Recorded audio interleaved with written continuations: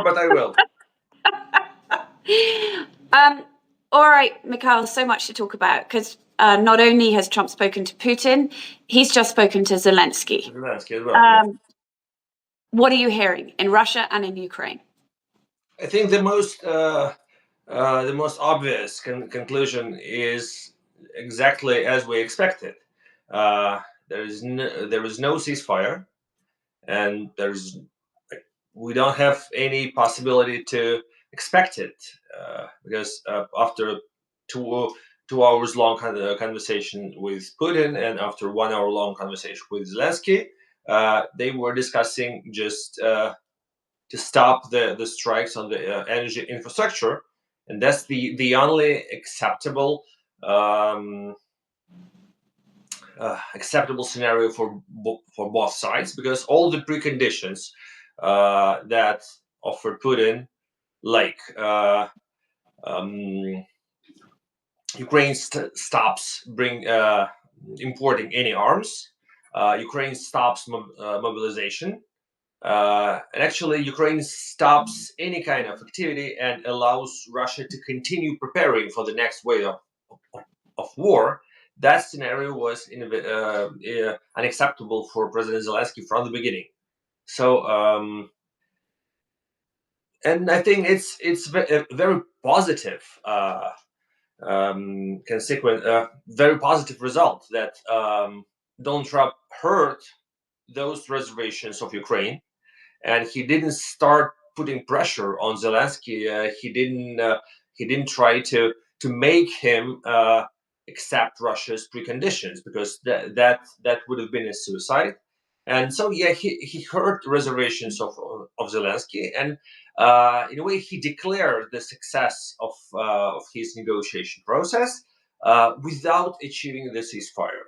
And we heard that Masterclass. Right? Yeah. So he was expecting a ceasefire. There was no ceasefire, but still he declared that amazing success, mission accomplished. But we also heard that Witkoff predicted that probably in 2 weeks there is going to be ceasefire after some more consultations, some more negotiations. I've heard the reaction to that forecast from Russians. And I've seen some comments on Russian propagandist media, and it's like, it's a skeptical laughter. Oh, he's such an optimist. Really? So yeah, no one. So it's clear that no one in Russia is expecting the full ceasefire to happen. But if the current energy infrastructure ceasefire is fulfilled by both sides, that would be amazing, because officially Russia doesn't bomb apartment buildings. Officially, they strike only energy infrastructure and military objects and military units. So if they promise not to strike energy infrastructure, that means that for at least the next weeks, Kiev and other big cities are going to have possibility to sleep well, because that's already a lot. So yes, that's not a ceasefire, but if Russia does not violate at least that promise, it's already something. It could be a great relief for my Ukrainian friends. So, given where we were when you and I last talked on Monday and where we are today, are you, pleasantly surprised that, we're maybe one step forward? I think we're still in the same position, because I'm convinced that there is one significant problem, and this problem is Vladimir Putin, and he doesn't want any kind of peace and any kind of ceasefire, because he sees that there is a unique opportunity for him, and he must do that now. He must not lose his chance. He must not be distracted by um, by anything, because he sees that there is a chance to get as much as he can. Mm. So I guess we won't see real ceasefire. We will see the battle next to Kursk region, as far as we can see. It's weird that yesterday, after the phone call between Trump and Putin, we heard that argument that there is still a huge Ukrainian military units surrounded by the Russians in the Kursk region. At the same time, Ukrainians were claiming that there were no Ukrainians in Kursk region left, and all of them withdrew.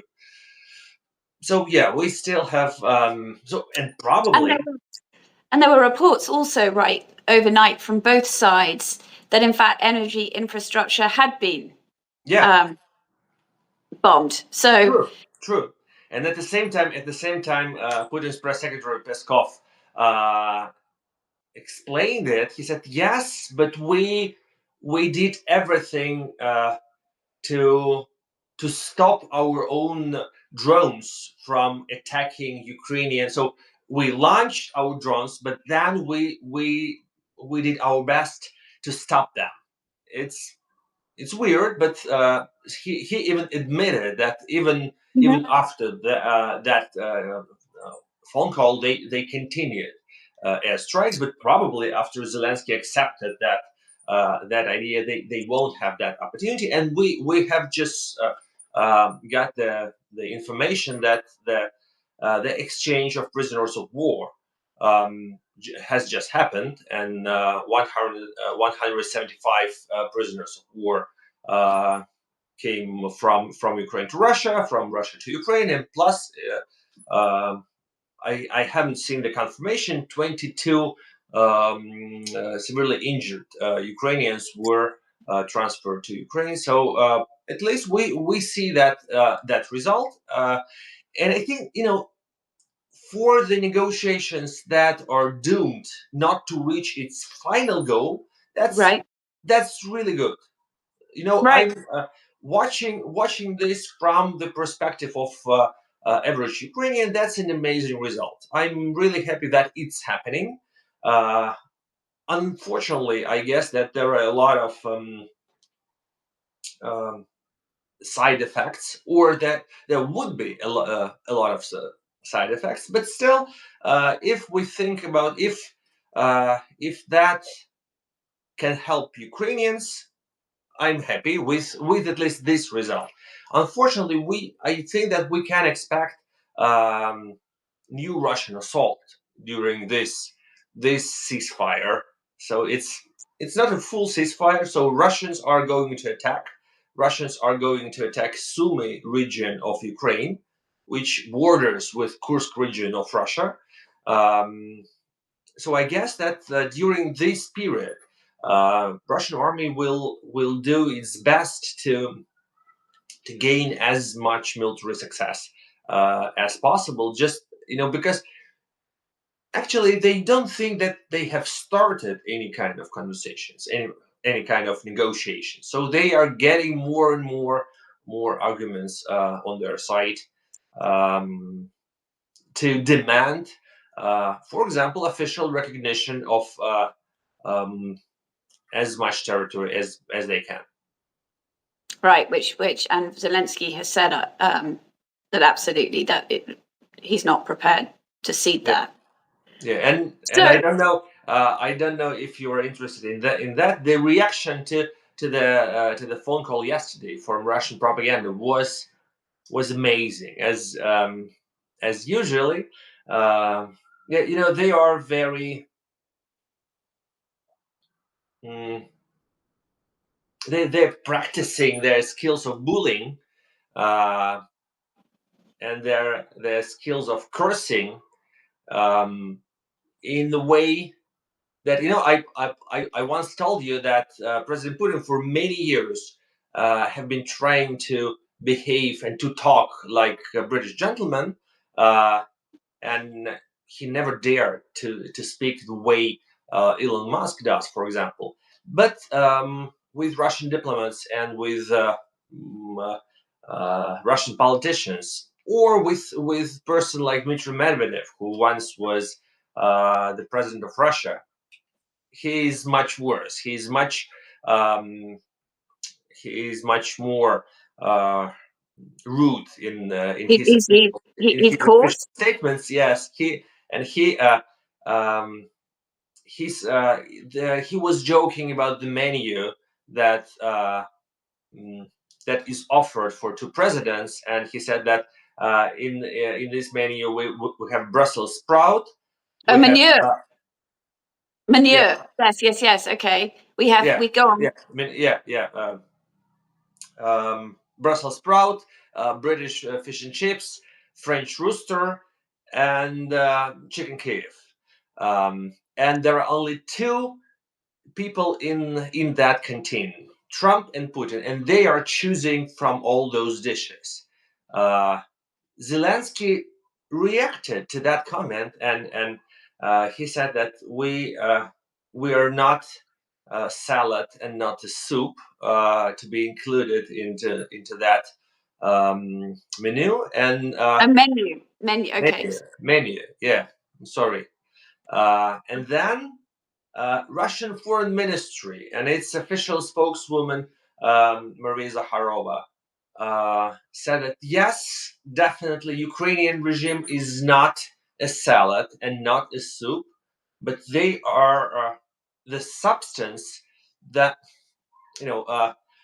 the product of the defecation. That was the official uh, command of Russian Foreign Ministry. Yeah, it's So what this kind of talk is going on Russian TV yeah, now? yeah, all the time. Gosh. And And so yeah, at the and so same time, yesterday, and at the so same time, their takeaway from the call with Trump was it was a great outcome for us. yes, they now it looks funny because they love Trump and still hate Ukraine and still hate Zelensky. There was a really funny episode. I mentioned you that there was a new installation next to the American embassy in Moscow. But before that, for 3 years already, since the beginning of the invasion, there was another one, and it was still there till yesterday with three letters ZVO.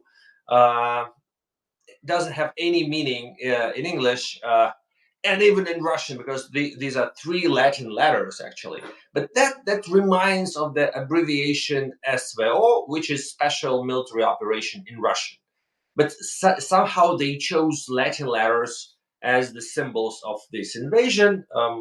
That's their own logic, and like the symbols of the invasion were put right in front of the American embassy 3 years ago. And it's amazing that right after the phone call between Trump and Putin, they started um, demolishing those letters, and it has become the big news in So Russian explain to me. internet. So these letters, they're engraved or they're sculptures or Yeah, like sculptures. Yeah, they were. I think they were made of plastic. right? Yeah, three plastic letters, and they were removed that night after the phone call. Last night. And it has, yeah, you know, in Moscow that was not this night, but previous night. Yes. Um, and on Russian internet, it has become a reason for huge scandal. And Russian Foreign Ministry, which is in charge of foreign embassies, and the same Mrs. Zakharova turned up and claimed that no, the installation is going to stay. We have to renew it and like to polish those letters and to change the light bulbs, and it will be back by 9 of May, by the Victory Day, and actually. they brought those letters back the same night, not even before 9th of May, but like the same night. So um, So to explain, so what? So it shows yeah, how chaotic right.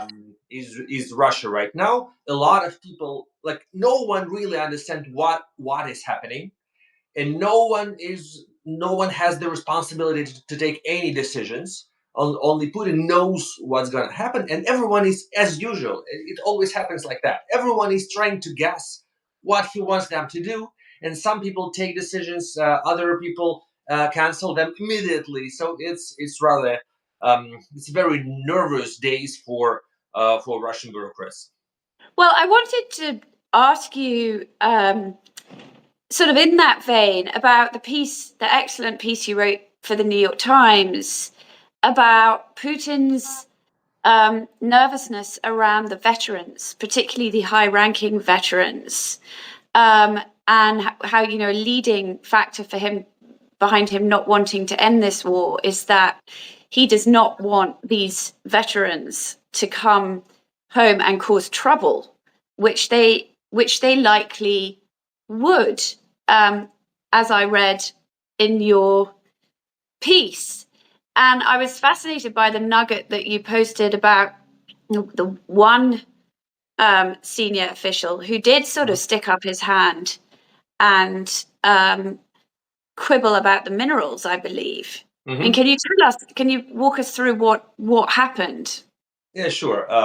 That was a very unexpected turn for most Russians when President Putin offered Donald Trump Russia's participation in the mineral deal instead of Ukraine, and that was rather a bold move, uh, completely in line with Putin's idea to have personal relationships with Trump and to improve relationships between Russia and the United States, neglecting everything what's happening with Ukraine. So yes, he he made that announcement that he would be happy to sign a mineral deal with the United States, which shocked a lot of people because that directly contradicted everything Russian propaganda was saying for the last 3 years, and he was saying as well. And I guess what happened, a lot of people just missed um, that offer.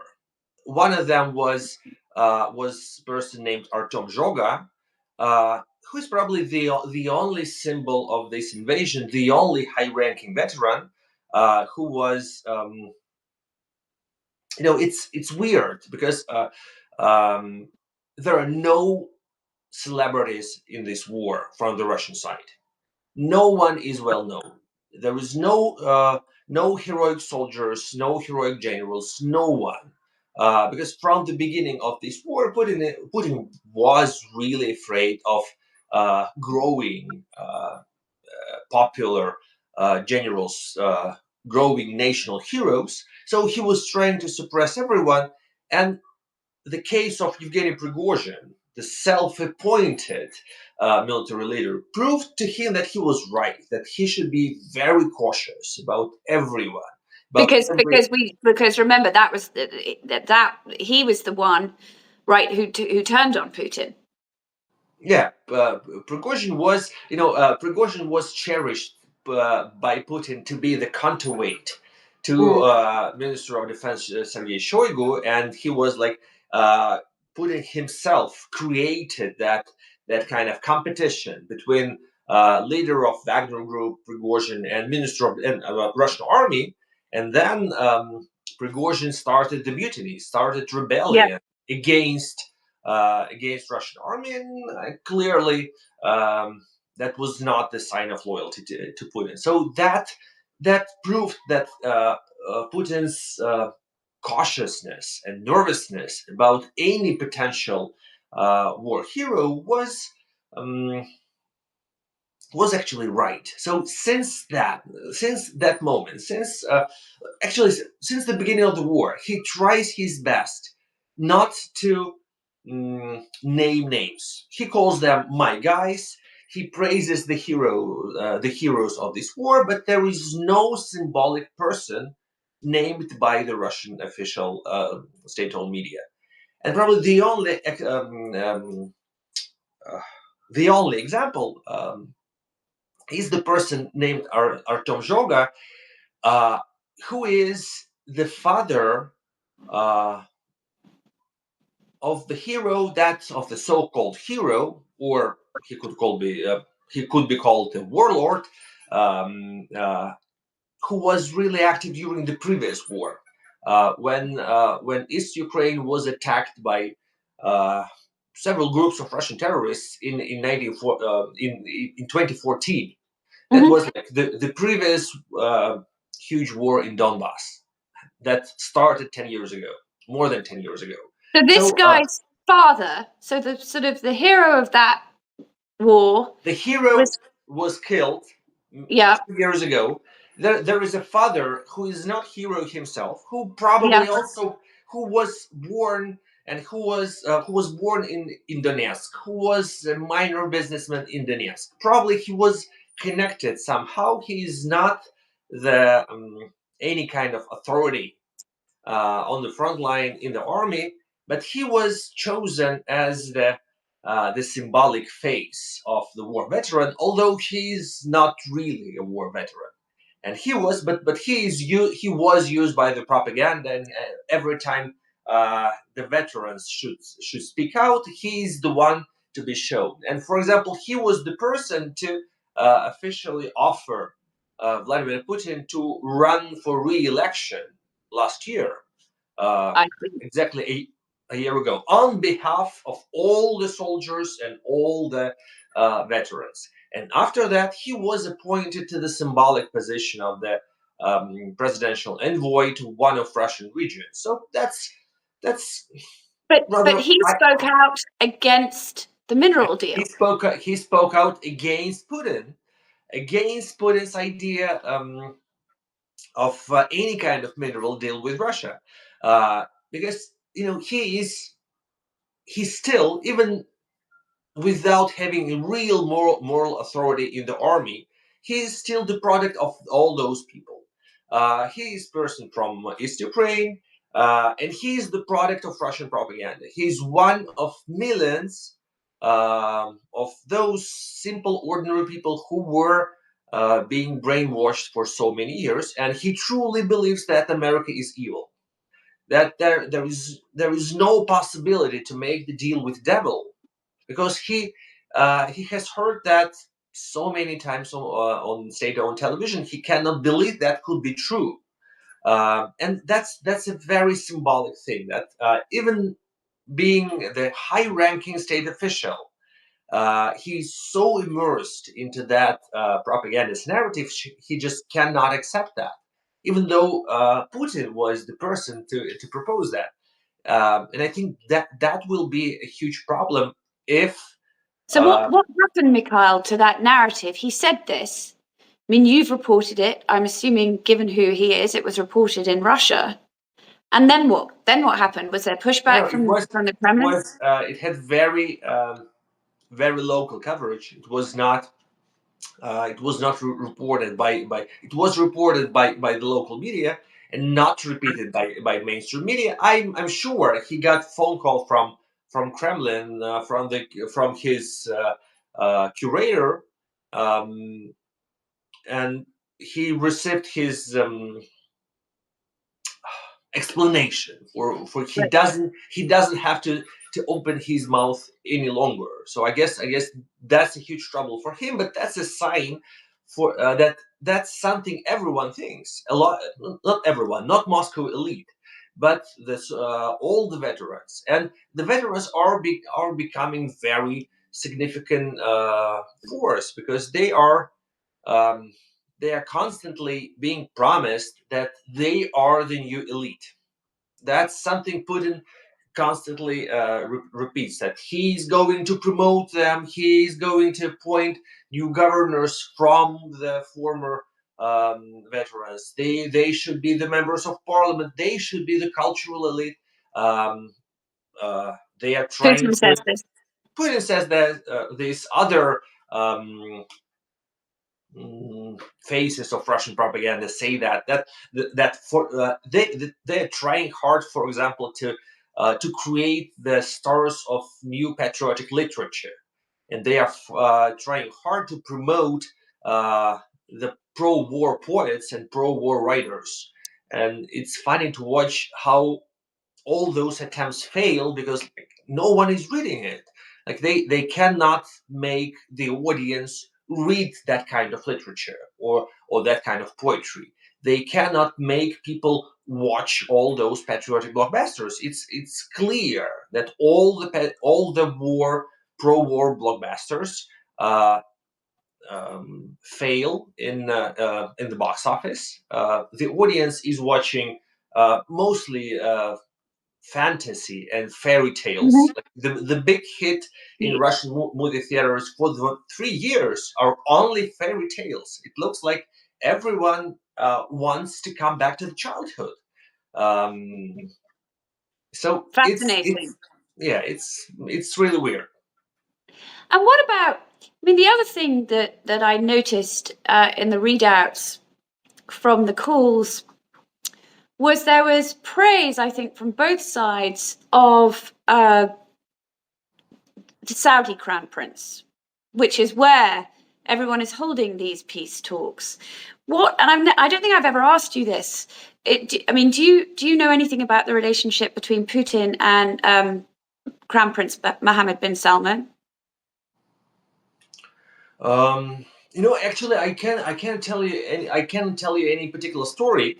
Uh, I know that Saudi Arabia has become an important partner for many Russian businessmen, especially for those who are affiliated with the state, for those people who run the state-owned corporations during the last 10 years, because since the major sanctions. Were introduced after Crimea invasion in 2014, um, it did not apply to most of Russian business, but state-owned corporations had to refocus, and they stopped going to Europe and started going to the Middle East. So basically, Riyadh, Dubai, and Abu Dhabi have become the new most important cities for Russian money for Russian investment. So yeah, I think we discussed that Saudi Arabia is an important place because there is a special connection between Jared Kushner and Kirill Dmitriev, Well, and the state-owned Russian investment fund that could be called Putin's wallet, actually, has major business interests in Saudi Arabia, and Saudi right. Arabia is the place where Kirill Dmitriev and Jared Kushner met. They have certain interests there, so that's the explanation why this country has become the back channel or the main channel between Moscow and Washington. And let me ask you a sort of personal question. I mean, do you? I mean, obviously, here you are sitting in New York. Um, but I mean, do you ever sort of get any? I mean, does anyone come after you online, or I mean, I mean, are people aware of what you're saying here in the West, in Russia? Mm, that's a complicated question to answer. Um, yeah, that's I would say that's even rather painful question. Oh, Uh, God. Well, I mm, don't want to put. I don't want it. If it's too painful to answer. you know, uh, nothing has happened, and as a journalist, uh, I have always been sure that I'm safe in the United States because I'm a journalist. I'm a journalist and writer and historian, and I teach in the university. Uh, so basically, I hope I won't have any reason to be really worried about my safety. I'm a legal resident, um, but that's something in the air. You are. It is painful because I'm getting those questions quite a lot. I Mm. have to answer questions like that almost on a daily basis. God. A lot of people are Americans and Russians are asking me if I'm afraid or not. Uh, a lot of Americans sometimes ask me when is the right time to leave. Um, how did you know? They ask me, meaning February 2022, Yes. that it was the right day for you to leave your country, and how would we know that it's time? uh, it's What do you I what do, should do I you should have I do you should have a response? Do uh, you have you figured out what to say? yes, I think I have, because I have been living in the country in the authoritarian regime for 22 years. uh, Putin was elected a president in the year 2000.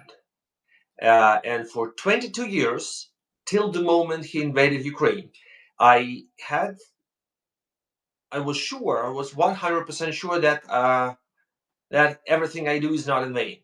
That I still have the room to work. That I still have the possibility to go on, and like I must exhaust all the possibilities. But when he invaded Ukraine, when he and like those were the days when he invaded Ukraine, when he criminalized journalism, when he it was clear that there is no other hope, there is no possibility, and that this country, I mean Russia, that my country has become fascist. Uh, and that was not a joke, because for many years before that, we were like a lot of critics, which were which were considered marginal by many independent journalists, were blaming Putin for becoming more and more fascist. They were calling it bloody regime, and it was some kind of a meme for Russian independent journalists. We were saying, "Oh yeah, bloody regime," meaning that like, okay, it was harsh, but it could not have been compared to Stalin's regime. And then it was becoming bloodier and bloodier, and so it was a very long process for me. And I there were different people who were living in different situations and different years. Some people left Russia in the beginning of Putin's presidency, mostly because of their business conflicts with FSB. Let me be clear. Uh, a lot of people left Russia about 2014, after Russia invaded Crimea, and that was the moral choice or the forecast that it will be only worse. That for many people that was a point of no return. That was a very harsh blow for most of us. I was running the TV channel, the independent, the biggest and the most influential TV channel, which was almost destroyed 1 month before Crimea annexation. So it was like they were preparing hard for that war, and they destroyed the independent How media. did they? So I think it'd be interesting for readers to know. So how did they try to destroy? It was Rain TV. Yeah. How did that happen? That was a very tricky scenario. Actually, that was some kind of public outrage. That was a staged and pre-orchestrated public outrage. We were not banned. We were cancelled. We were officially blamed by the state-owned media that we supported Nazi Germany because of the talk show and the one controversial question that was asked by the anchor. It was used as the pretext to blame the TV channel for being pro-Nazi.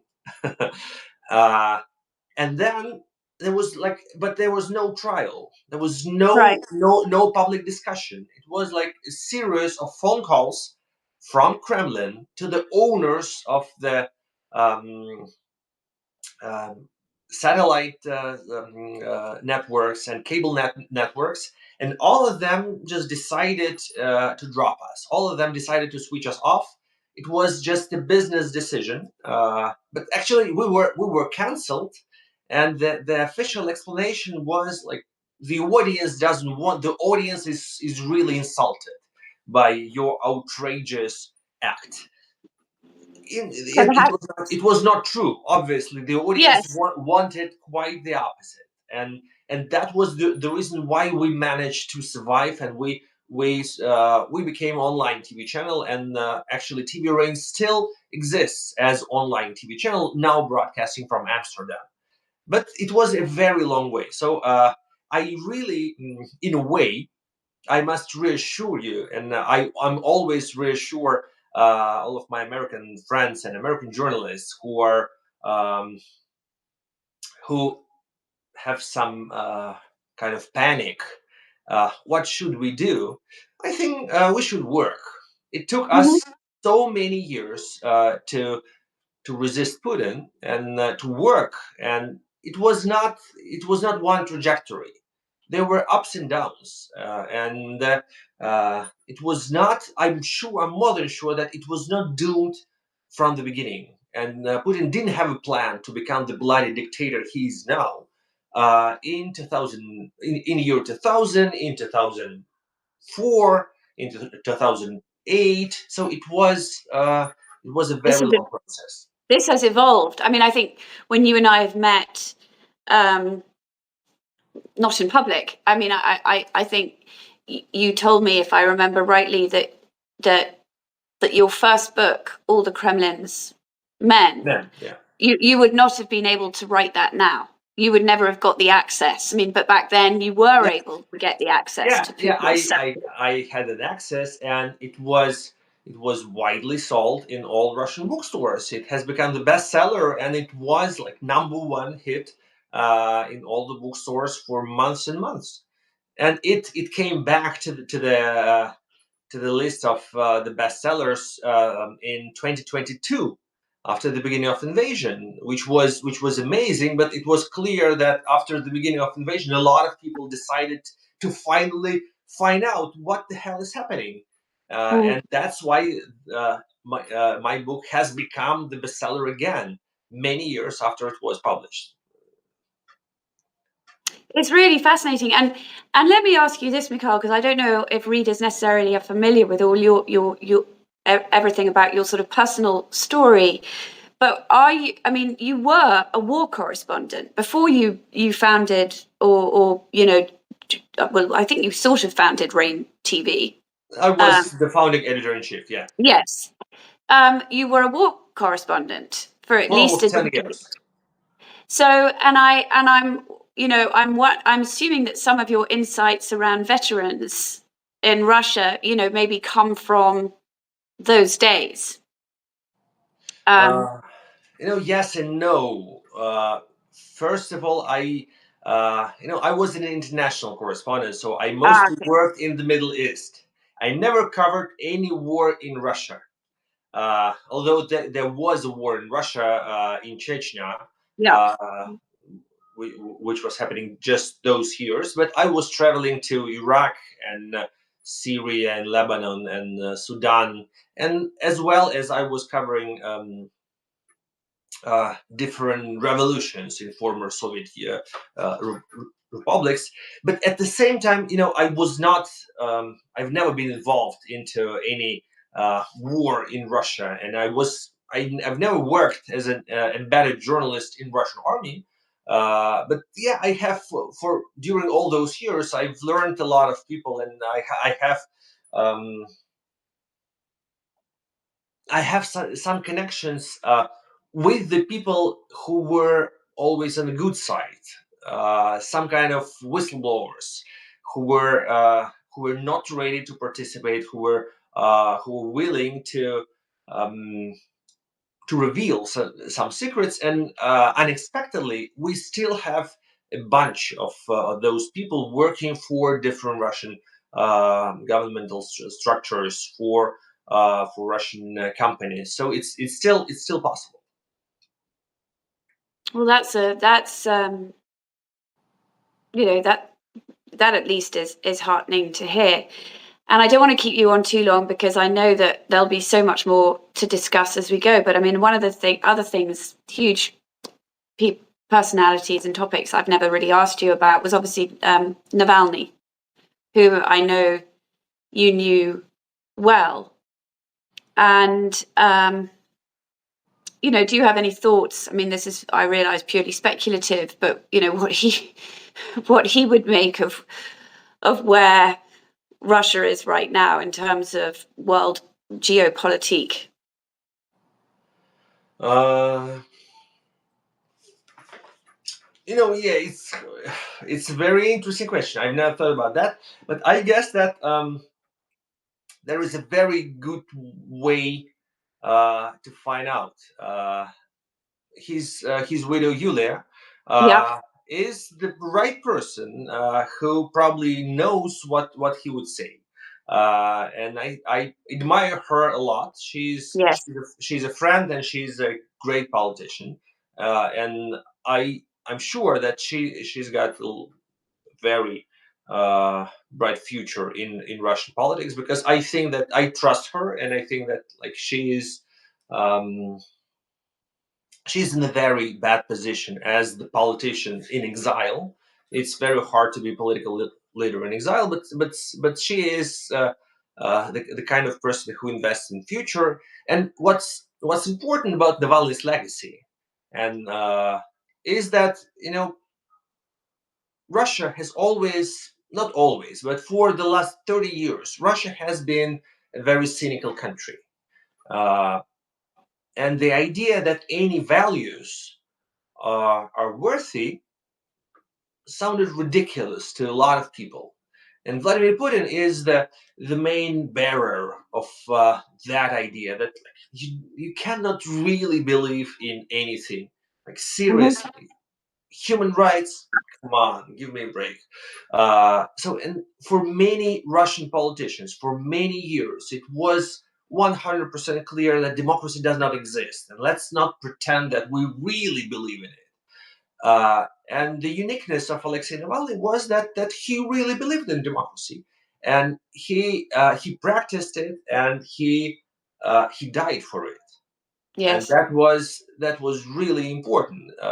And um, last year, I first wrote that piece for the Time magazine when he died, and after that, I read his book, and um, I've written a review for Vanity Fair, and I twice called him some kind of Russian messiah, because yeah, I think for Russia, uh, that's a very important precedent. The person who truly believed in democratic values, the person who really believed that democracy was possible, and it is still possible in Russia.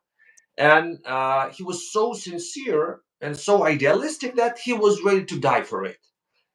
So yeah, I think Alexei Navalny would be very useful for most of us because he was the ardent believer, and we are witnessing very uh, turbulent times now, And with and do with a lot of people having real doubts about democracy and its future. But he was the person who never hesitated.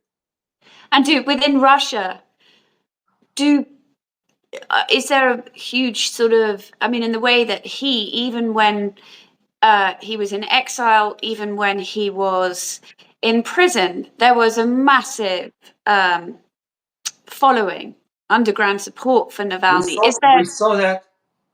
I mean, is there that now for Julia? Is she his heir apparent? I mean, and are the Russians aware of this? Really aware? We It's hard to say. Uh, we saw that, for example, this February when there was the anniversary of his murder. We saw huge lines in Russia next to his cemetery, or in the big cities with people just creating handmade memorials to him and laying flowers. So we see obvious signs that even though it's completely forbidden and it's like a criminal offense, like acknowledging Alexei Navalny is a criminal offense. He is labeled as terrorist even after his death. For many people who knew Alexei and who adored him, Yulia is the same kind of Mm. saint. Yes, she is a very good symbol. She is a very good symbol of the movement. But it's very hard to measure the Yeah. level of knowledge and the level of popularity in the country with no sociology, with no reliable statistics. We can use some other methods to learn what people are thinking. We can, for example, it's much easier to guess if to prove, for example, that they don't want this war. For example, like my favorite tool is the box office. I've mentioned if people don't pay for the patriotic blockbusters and pay for fairy tales, that means that Mm. they don't want Yeah. their children to die. Probably they want peace. But it's really hard to get any reliable information about popular politicians. Yeah. Gosh. Well, Mikhail, thank you so much for your Thank you. time. I've no doubt we will be talking again as developments unfold. Thank you so Really much. appreciate it. Take care. Bye bye.